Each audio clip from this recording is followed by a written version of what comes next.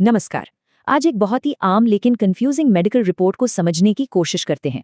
Dengue की report में NS1, IgM, IgG ये सब किसी सीक्रेट कोड जैसे लगते हैं, है ना?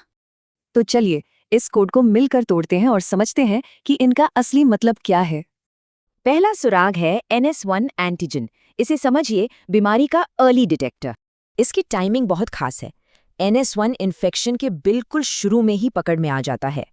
तो अगर NS1 पॉजिटिव है, इसका सीधा मतलब है कि डेंगू वायरस अभी शरीर में एक्टिव है। अब आते हैं दूसरे सुराग पर, IgM एंटीबॉडी। ये है शरीर का पहला योद्धा।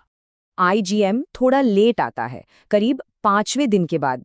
ये संकेत है कि शरीर ने लड़ाई शुरू कर दी है। मतलब IgM पॉजिटिव है तो इन्फेक्शन अभी हुआ है या हाल ही में हुआ था।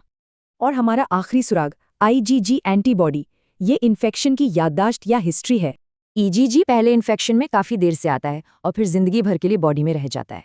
तो अगर IgG पॉजिटिव है मतलब पास्ट में कभी डेंगू हुआ था, ये बॉडी का एक परमानेंट रिकॉर्ड है। लेकिन अगर बुखार के पहले ही दिन IgG पॉजिटिव आ जाए तो यहीं से कहानी में एक ट्विस्ट आता है।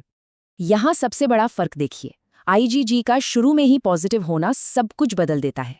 इसी सिचुएशन को खतरे का जाल कहते हैं और ये एक बहुत बड़ी वार्निंग है। ये जाल इसीलिए है क्योंकि इसका मतलब है कि ये दूसरा डेंगू इन्फेक्शन है जो बहुत ज़्यादा खतरनाक हो सकता है। ऐसे में मेडिकल सलाह बिल्कुल साफ है। मरीज को फौरन एडमिट करके बहुत करीब से मॉनिटर करना होता है। तो संक्षेप में रिपोर्ट को जल्दी से समझने के लिए खुद से ये 3 सवाल पूछिए। तो पहले और दूसरे इन्फेक्शन का फर्क जानना सिर्फ जानकारी नहीं है, ये किसी की जान बचा सकता है।